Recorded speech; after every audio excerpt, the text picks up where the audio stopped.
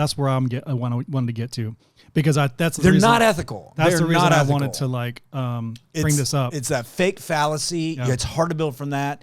If you have nothing and you do your first one like that and you get equity, I get that, because you don't have anything else to lose. Great, you got rope. Yeah. But the banker on the end, you're going to keep doing that. Your bank's not going to last for long. All right, welcome back. Another episode of Expandable. How you doing? All right, I have a video I want to show you. Let's see it. And get your reaction. I have not seen this video yet. Or maybe I have. I just don't know what he's going to show me. We got hooked up with a small local bank that would do 100% financing, purchase, and rehab for 4% at that time. And It was a total game changer. And we just started buying like crazy. So how could you get them to do 100% purchase and rehab? They'll do a spec appraisal on the front end. And as long as we're under 80% loan to value, they'll fund the entire thing. So the spec appraisal, if you're under 80%, including purchase price plus rehab. Yes. Yeah. Gotcha. And they would fund the entire The thing. And that's entire not thing. Wells Fargo, Chase Bank, U.S. Bank. This Oh, is no. No, small you local gotta go to community. small local banks, like 1 to 5 branches is the main thing. But it'll be like Farmers and Merchants Bank of Ashland, like no name bank. And then you want to go in and talk to their commercial lending department. I like to set up appointments and take them out to lunch. And when I set that appointment, I'll send them a lender resume that will have all of our financials, our tax returns, so that they can know us as a person. This is much more like relationship banking than you have to be a square peg in a square hole, which is usual mortgages. Your thoughts? It's a house of cards when people do that. Okay. 100% financing.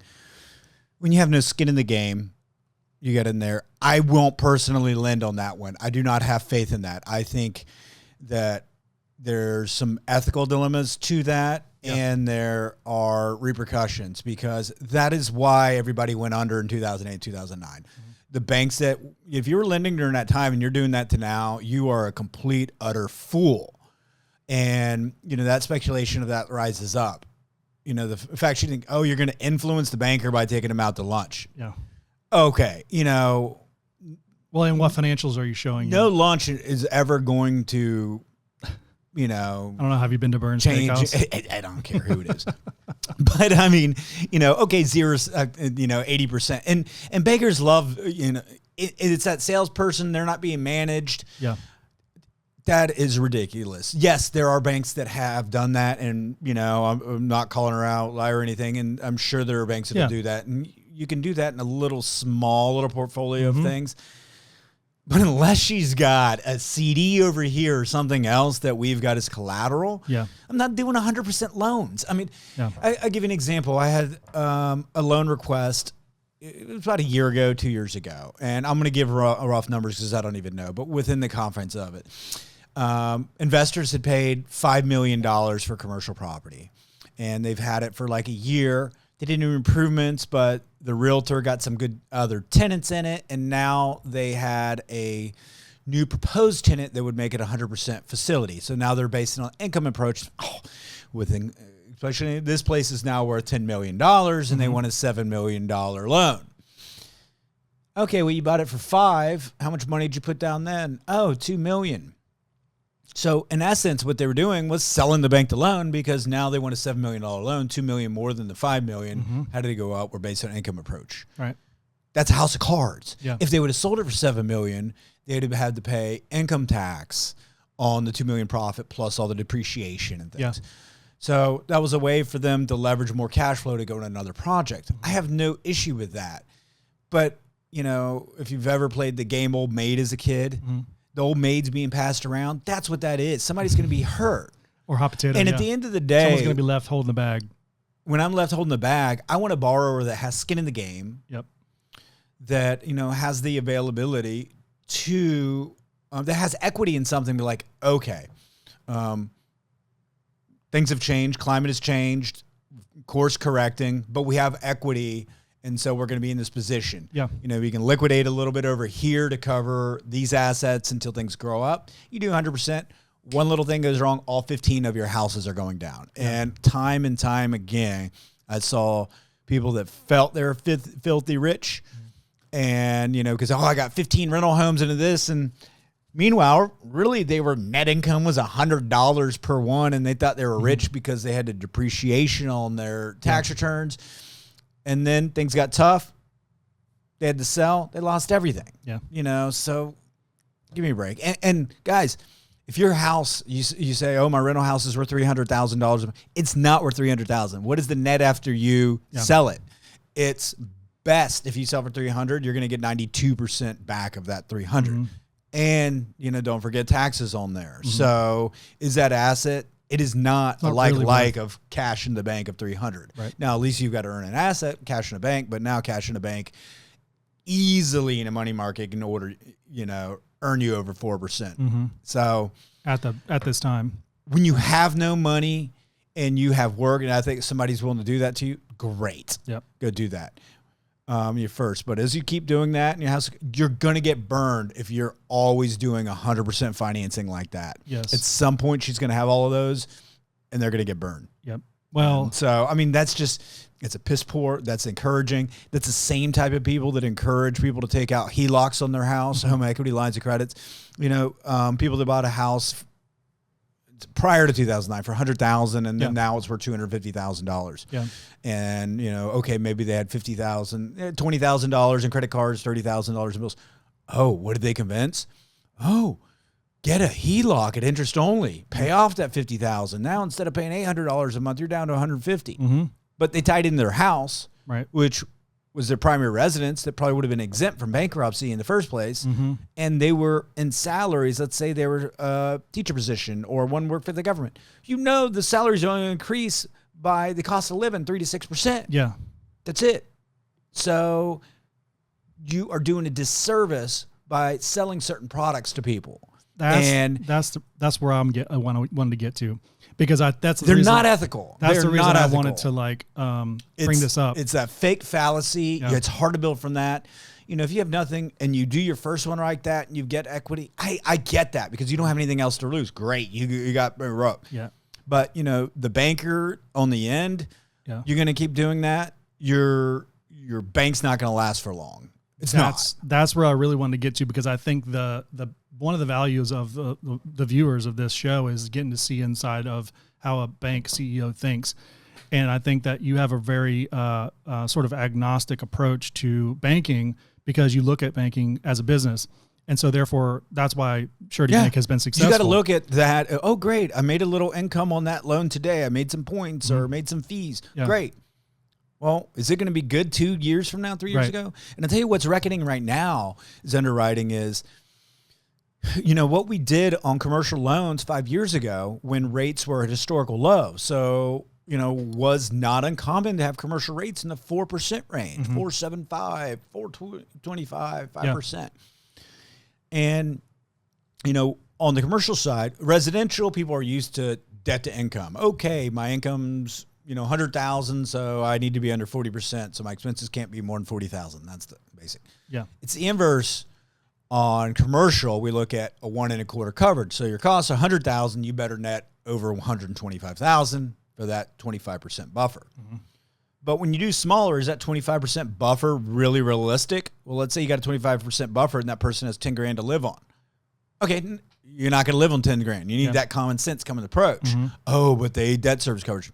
Bullshit, they didn't. Yeah. Can they live off of 10,000? Yes, you had that one ratio that mattered. Right. Now you go up. Okay, great. They just made that ratio by 1 1/4. That's our policy of this. Oh, great. Well, what's the rate? We're in the lowest rate environment in 50 years. So what's more likely going to happen? That rate's going to go down in 5 years or go up? It's going to go up. So can they afford it with that rate shock? And then that's where we do a 400, which is like 4% rate shock. Yeah. And see, okay, if now that payment went up, contribute 4%. What is their debt service coverage now? Oh, now they're underwater.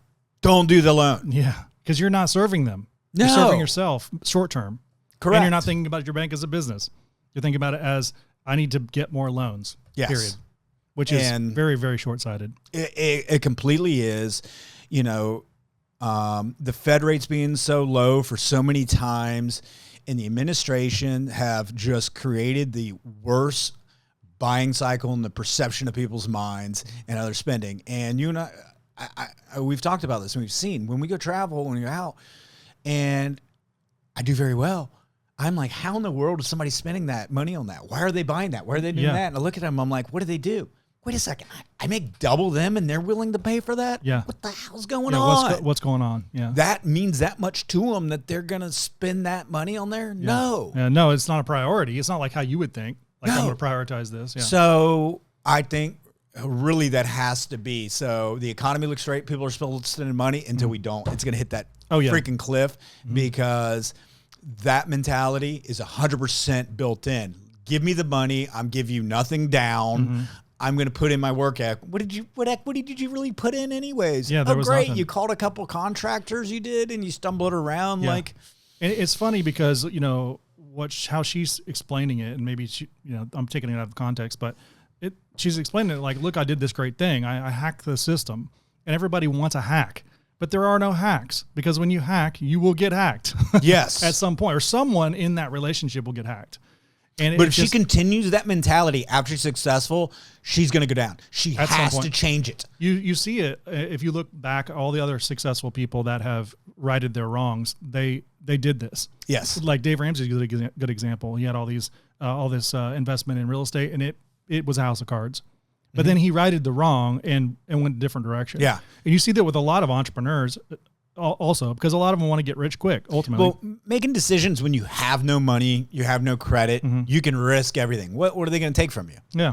Nothing. Okay, great. Yeah. You know, that's when they can risk it. But then once you have assets, that's a whole different set of cards that you play by. That's Your my question. Decision making has to change. When she takes the banker out to lunch and shows him her quote unquote financials, what is she showing? All these other loans from other banks that did 100%.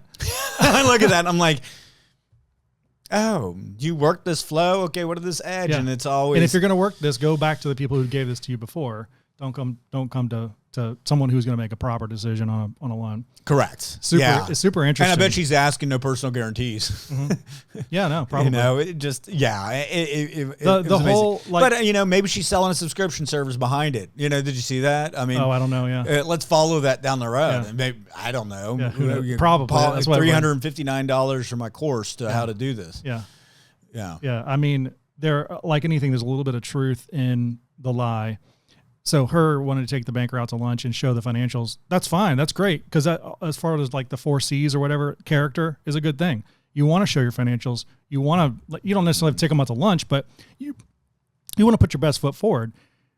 But if you're building a house of cards, that's just a gentle gesture, you know, to build this house of cards. Well, then me too. You know, I love it when customers have their financials put together. But I hate it when they show me, oh, here's my profit loss. We're making money. Yeah. And there's a quick little litmus test thing to, get your P&L from the end of year 2023. Yeah. Get that P&L. Now give me your tax returns. How close do those even mirror? Right. Did those sales match the sales in your tax returns? And a huge percentage of the time, they're not even close. So what does that tell me? I don't care what profit and loss you show me is not going to be accurate.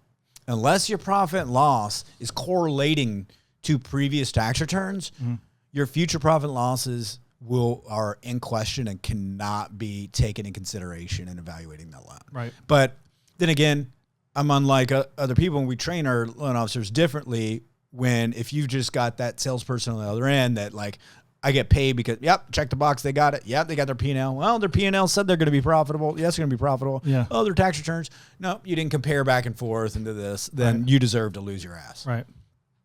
Yep, that's it. It's awesome. I knew that we would get a good answer off this video because. Did you think I was going to have that response, or what response did you think? I did. Okay, yeah, I think that these type of videos are, prolific on the internet, and if you don't know anything about what she's talking about, then you're coming at it with zero knowledge, zero wisdom, and you're taking her word that this works. And if, 1 or 2 people take this out of the millions and go try to do something with it, they're going to get screwed. And then, you have bad actors involved in all of that.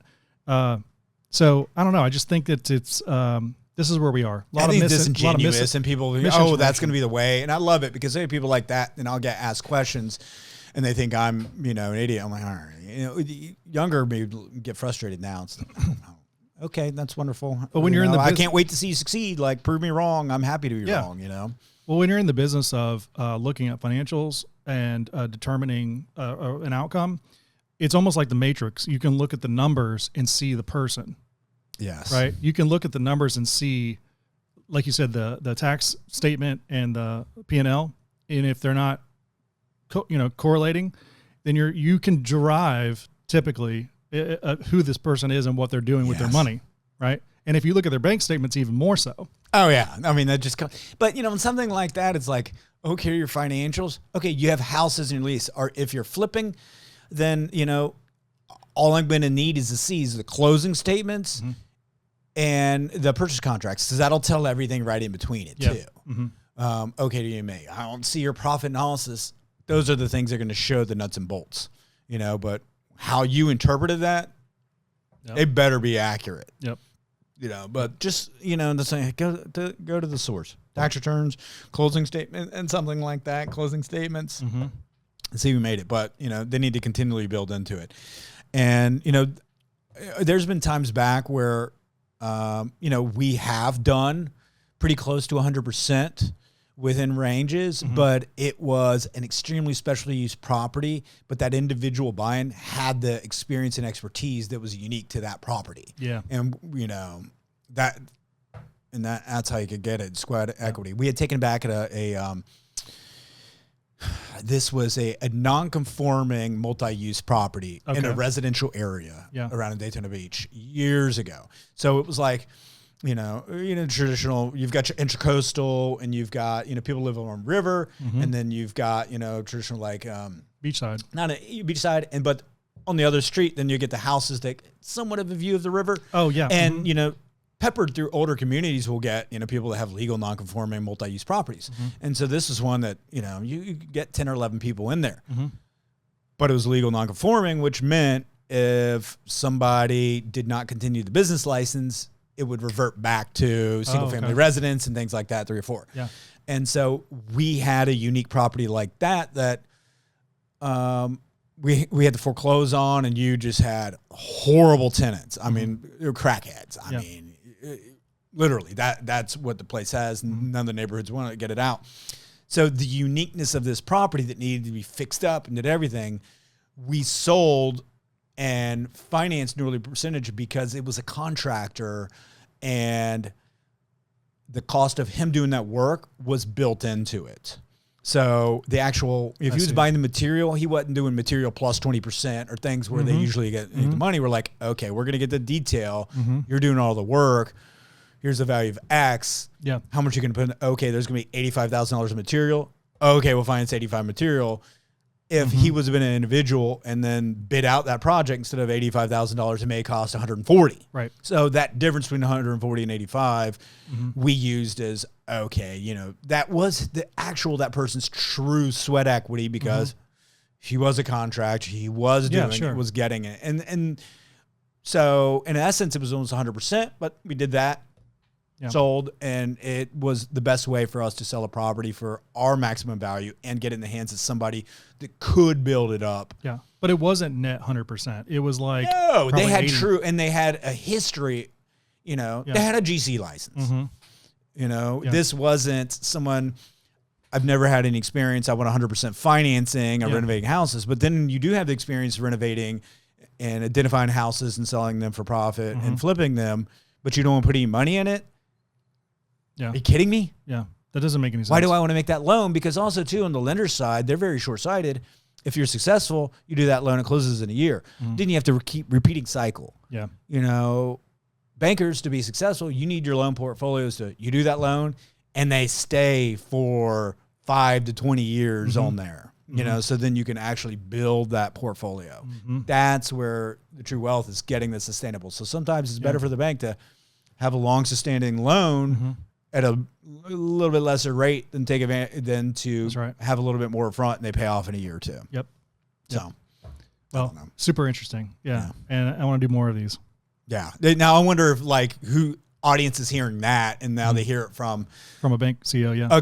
And specifically a community bank CEO to take out, lender. Yeah. And, if I had a lender that brought me that crap, they'd be finding a new job before long if that's all they were bringing. Yeah. Cool. All right. On to the next one. Thanks.